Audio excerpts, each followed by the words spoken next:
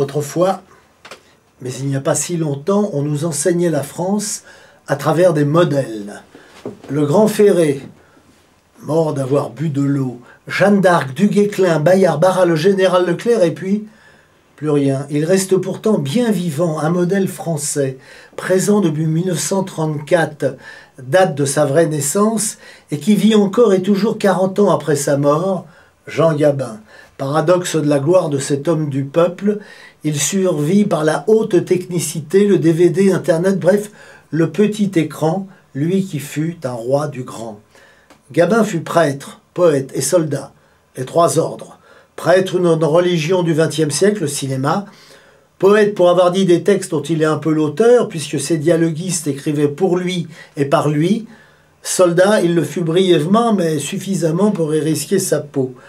On peut ajouter à cette trilogie sacrée le titre de paysan. Le prêtre, le poète, le soldat ne sont vraiment à leur aise que lorsque la société est paysanne et que son mode de production est agricole. Paysan, il le fut. D'ailleurs, son physique Rabelais n'est pas celui d'un homme qui travaille dans un bureau, qui vit assis. Il ne le fut que dans son char d'assaut. Il y a au moins une prédiction de Karl Marx qui s'est réalisée, mais pas comme il l'espérait. Le prolétariat est bien apparu sur la scène de l'histoire, oui, mais sur celle du music hall. Elvis Presley est d'abord chauffeur de camion à la Crown Electric. On peut multiplier les exemples au XXe siècle.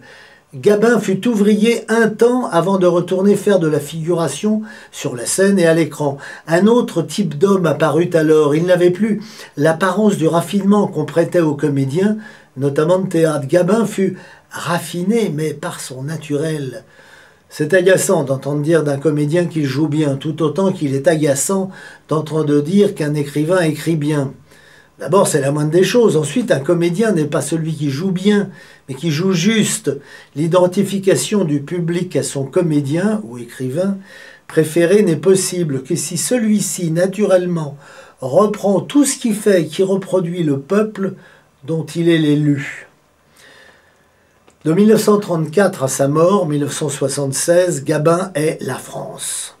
Il en accompagne les changements et ses rôles deviennent ceux de personnages aisés. Il correspond aux 30 Glorieuses après avoir correspondu aux espoirs d'amélioration des 30 précédentes. Il ne sert à rien de tenter de deviner ce qu'il interpréterait aujourd'hui et encore moins ce qu'il penserait de la situation actuelle. Il y a suffisamment de rôles dans sa carrière pour affirmer qu'il fut la France. La preuve du succès d'un acteur ne réside pas dans ses dizaines de millions de spectateurs, mais dans le fait que ces spectateurs lui font confiance, le reconduisent, le réélisent. 40 ans, c'est 6 septennats, ou 8 quinquennats, qui dit mieux? Rému, Baur, Fernandel, Simon, Jouvet, Philippe, Delon, Belmondo, Depardieu, beaucoup d'excellence parmi eux, et peut-être une ou deux gloires surfaites, mais aucun n'a un registre de rôle aussi étendu.